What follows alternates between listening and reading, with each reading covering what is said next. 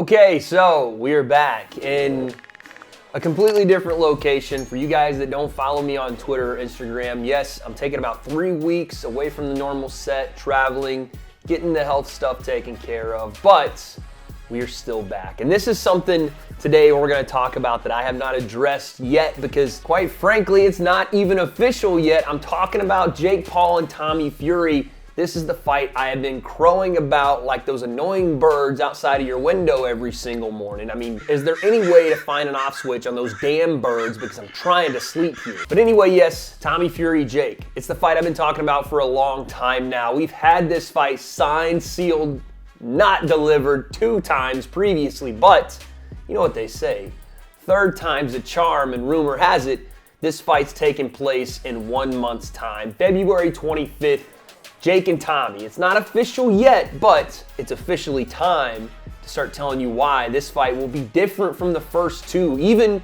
just off the way it's set up and what it means for both guys, the pressure of this moment. So sit back, relax. I know some of you guys are more bored than the plates of wood behind me, but it's time for the breakdown.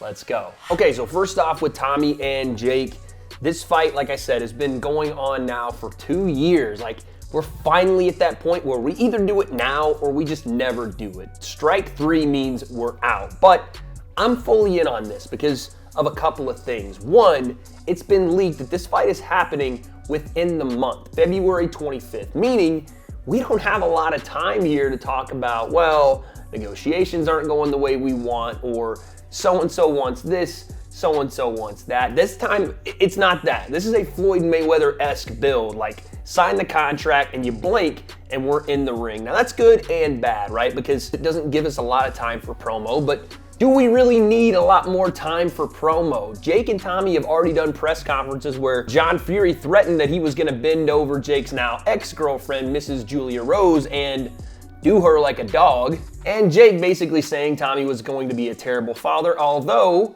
he had better pull-out game in his boxing than he did on his girl. So it's already personal. We already know what we're getting here. John Fury coming out once again as recently as this week and saying if Tommy doesn't beat Jake and if he doesn't knock him out, he might as well never box again. In fact, he might as well stay his ass in the location of this fight, which is point number 2.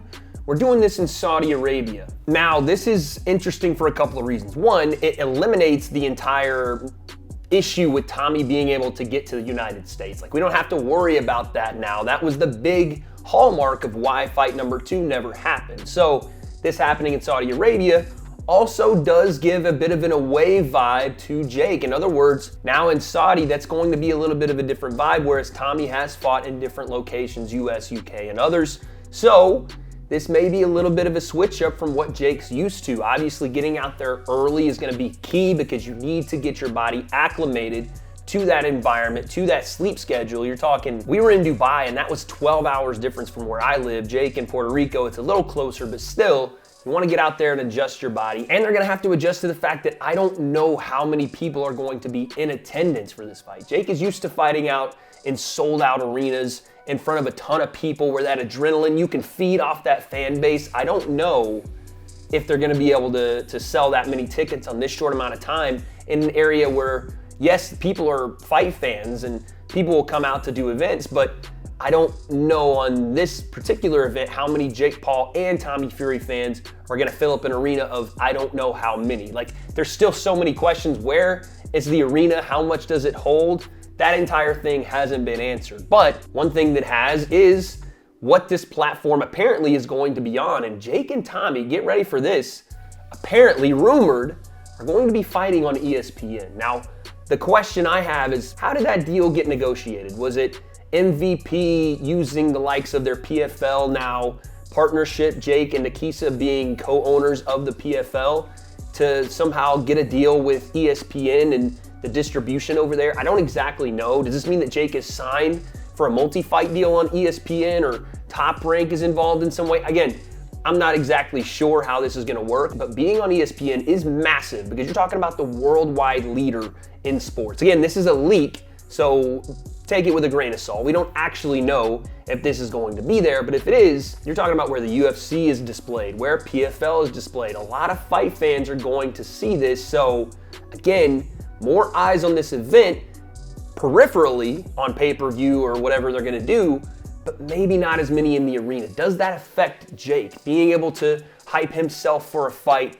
being able to feed off that crowd energy when sometimes he doesn't start as well. You saw that in the Tyron Woodley 2 fight. It wasn't a great start for him. He didn't have his legs under him, and that crowd feeding him kind of helped him will him into the position where he was able to land the big one and have Tyron Woodley showing everybody where he puts his dude wipes. But outside all that, let's talk about the pressure on both guys here, because yes, this fight is the one. It's going to make or break both Jake and Tommy's boxing career. And I know people are going to snark and say, what boxing career? Jake hasn't fought a boxer. We get it. You guys don't want to give credence or credit to anyone that doesn't do exactly what you want them to do, exactly when you want them to do it, because you have some preconceived notion that people actually care what you think. That's not for any of my W.A.D.E concept people. That's for the ones that write in the comments section right before the video starts because they read the title and then nothing else. But with that being said, this fight does come down to more than just the pressure on both guys. Yes, the Fury family will potentially renege Tommy's membership and kick him out of the family and possibly leave him in Saudi Arabia to fend for himself. But outside of that, this is another interesting fact about this fight that apparently has now been confirmed was a rumor. We're going 10 rounds. This is huge for this fight because neither guy's done it. I don't even think Tommy's gone above 6, and I only think he did that once. Jake has gone 8, and he has shown that he carries his power late. You can ask Anderson Silva's chin. Jake has been into deep water, but now we're pushing the envelope even further, which, to be fair, at both guys' careers at this point is a lot of rounds to be going, but if you look at the way that's structured, it's 100%, at least for now, favoring Jake, a guy that has been there in those positions, gone the distance a couple of times now, that in my opinion, if they were doing negotiations, probably was brought up from their side to say, we don't think the guy over there can go 30 minutes. Ask his girl or the mirror he stands in front of to make sure his hair looks perfect in the morning. That's the only time he's ever doing that. But all in all, that being said, I think that we are finally gonna get this fight. And the way it goes in the ring, I don't know if I see it how everyone else does, where either Tommy just outboxes Jake and shows what a true sportsman looks like and a true Marcus of Queensberry boxer looks like, mate. I don't know if that's the case. I think in fact, Tommy's gonna struggle to box Jake and have to actually fight him, which Jake does to a lot of people. Becoming a Western boxer and trying to implement that game plan while Jake is very heavy on his jab and very heavy with his volume, the way he fights you in certain instances makes you come out of your game plan and makes you resort to fighting him, which is not what Tommy needs to do, but I don't know if he has the skill set yet or, again, the experience to be able to get around that, to be able to not only reframe everything that's happening in front of him, but go on the offensive in a controlled and patient manner. Jake seems to interrupt that with almost everyone he's fighting, and now with his defense better than it has been, ask Anderson Silva, who was having a hard time hitting him, I think Tommy could struggle if that jab isn't landing. Everything for Tommy, in my opinion, and we'll talk about it more as the fight comes along, is going to work off his jab and how balanced he is in his feet. But I do think this fight is a lot closer on both ends, not just from Jake being so much better than Tommy. I think we have to pump the brakes on that because Tommy Fury, whether you want to admit it or not, does have big time experience, is within a fighting family, does train with some of the best boxers on the planet by proxy of his older brother. And apparently, according to John Fury, there's a quote here on TalkSport that says, they've been in camp since Christmas, which they've had a couple of months here to really get him in shape, which is another concern sometimes with Tommy. Is he fully committed? It seems like he is.